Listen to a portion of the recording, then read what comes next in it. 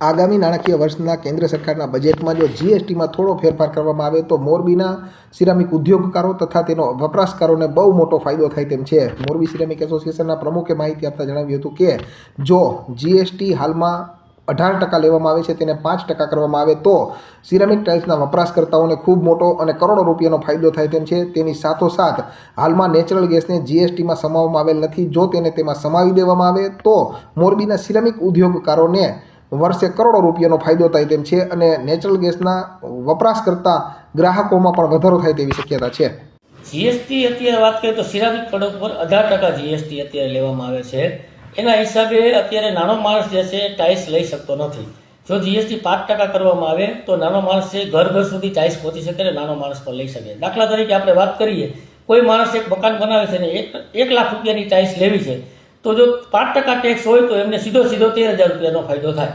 આજની તારીખમાં આપણે ટર્નઓવરની વાત કરીએ તો અંદાજે આપણું 60,000 કરોડ રૂપિયાનું આપણું સિરામિક ક્લસ્ટરનું ટર્નઓવર છે। હું માનું છું ત્યાં સુધી જો આ જીએસટી ઘટે તો આમાં ઓછામાં ઓછો 10 થી 15% વધારો થઈ શકે। અત્યારે આપણે નેચરલ ગેસ તરીકે ગુજરાત ગેસનો વપરાશ કરીએ છીએ અને હાલમાં Gujarat gas 16 lakh cubic metre per day વપરાય છે। ઘણા ટાઈમ પહેલાં આજથી 2 વર્ષ પહેલાં એ 70 લાખ ક્યુબિક મીટર પણ એનો વપરાશ થતો।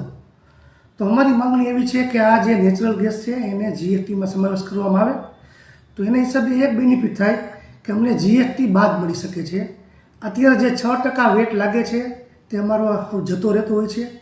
એવરેજ આપણે તમે વાત કરવા જઈએ તો એક કંપનીમાં મિનિમમ 15 દિવસનું કરોડ રૂપિયા બિલ આવતું હોય, તો આખા મહિનાનું બિલ તમે ગણતરી કરો તો 2 કરોડ રૂપિયા બિલ થાય। તો 12 લાખ રૂપિયા જે વેટ લાગે છે તે અમને કોઈ પણ રીતે બાદ મળતો નથી, અત્યારે જતો કરવો પડે છે।